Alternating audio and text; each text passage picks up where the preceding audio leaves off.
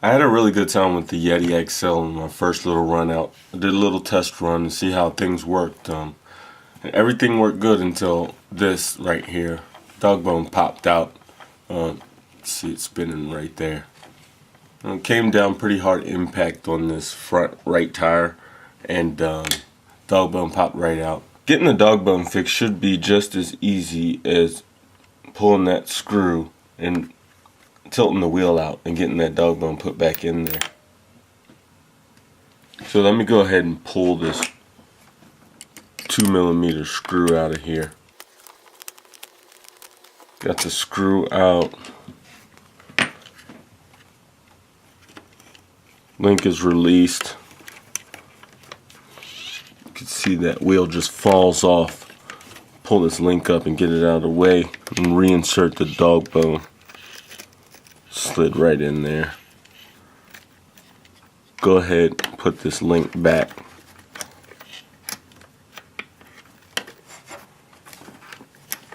This is a little easier than it looks. I'm trying to do this on camera at an odd angle, so it's making it a little more difficult for me, but just put that link back in there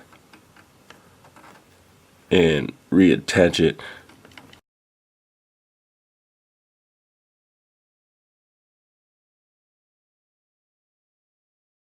And right here, I'm probably at the bottom of my travel, and you can see it's pretty far out. I'm not actually sure how that popped out.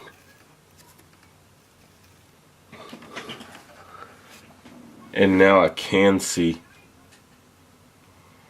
I have broken my arm already.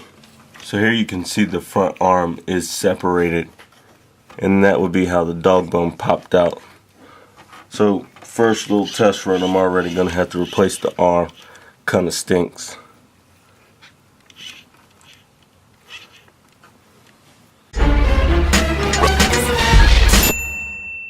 Team Baxter. So it's been a couple days, and part number AX31018 is in. Yeti XL lower front control arm set. This is just the two arms. I, of course, only need one, the right one, to replace this bad arm that broke. So I'm going to factor this into my adjustments as it's needed, since it's broken. Makes me more and more want to go into the crawler build with this, but get it fixed and run this basher for a little bit more. So the first thing I have to do is get this wheel off.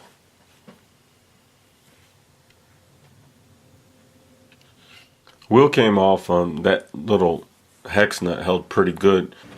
So the next step is to go ahead and loosen these screws. Got the carrier screw, the shock screw, and then the long pin that actually holds the arm in. First I'll take this carrier screw out, then get the shock screw out, and then I'll work with that front long screw, because that'll be a little bit more difficult. So I was able to get the screw out. I ended up having to use a little bit of needle nose pliers, small set of needle nose pliers here, and I used that to hold the hex nut on the back. It was a little hard to keep that little wrench in there. Anyway, I pushed this screw out from the back. Now I can pull it, and as I'm pulling, the arm didn't drop out, but it should be loose right now, so I should be able to just pull that right out. And here you can see that arm just sheared right off. Get that little piece out of there.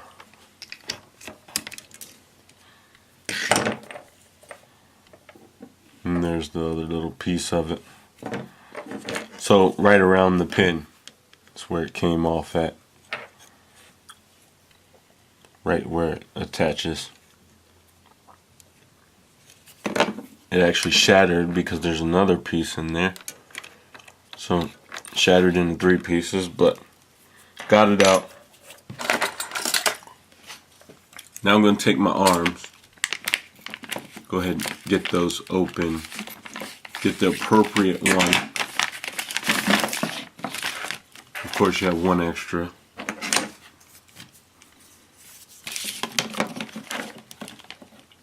So I'm going to snip this out, and then it'll be ready to install in place. So the arm should go back much in the same way it went in, pretty much exactly the same way it came out. Let's get your, slide it up in there, put the pin back.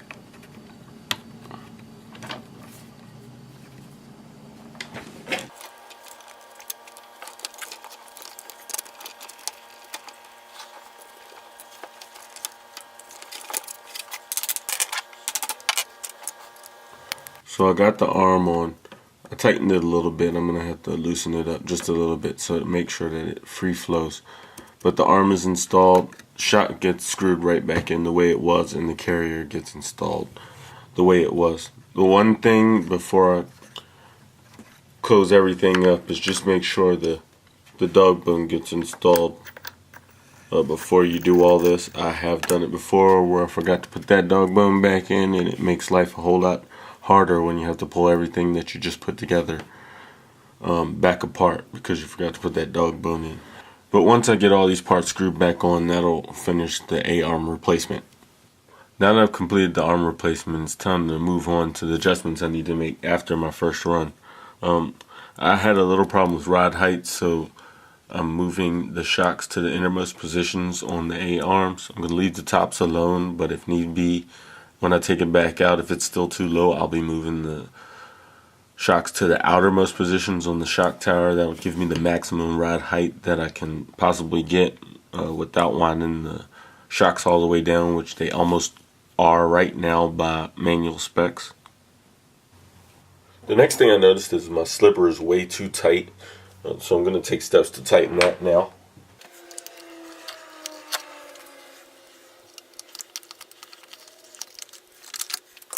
So I got that cover off, and I'm going to go ahead and tighten the slipper all the way down and then back it off 1 1/4 turns. This is the way I've always adjusted my slipper, and I adjusted this one according to Axial's recommendations in the manual. I'm not saying they don't work, but they're not working for me too well. So it was pretty difficult to get this slipper tightened down a little better. There is no hole to hold the drive still while you're adjusting the slipper. So what ends up happening is as you're tightening the slipper, everything's trying to move. I ended up just holding the gear tight and turning it the best I could. It's as tight as possible right now without it coming off. I'm going to back it out just a little bit more, as a matter of fact. See, it's pretty hard to hold it and turn it out, but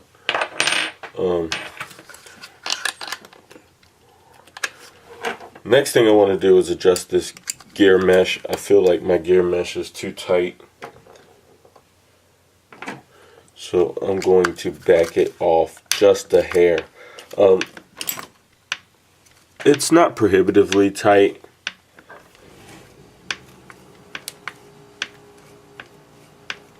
I'm just not liking where it is right now. So I'm going to back that off just a hair.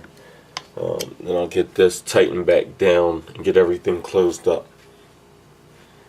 The last thing I'll be doing, it's not even really an adjustment. The last time I ran this Yeti, I did not use the included foam block. And what happened is my battery got smashed to pieces. Well, the balance connector got smashed up. So I had to put new ones on there. Don't want to have to go through that again. So now I'm putting that little foam block that they include in there. And that lets the battery not run back and forth. I was kind of under the impression that the little wires going through this little hole would stop the battery from moving. That is definitely not the case, as my battery moved back, forth, side to side, smashed my connector to pieces. And like I said, to avoid any future hassle, make sure I run those foam blocks from now on. Of going ahead and putting the clips in. And I'm going to take this out by myself with no camera for a little bit and see if I can get a few minutes of enjoyment out of it.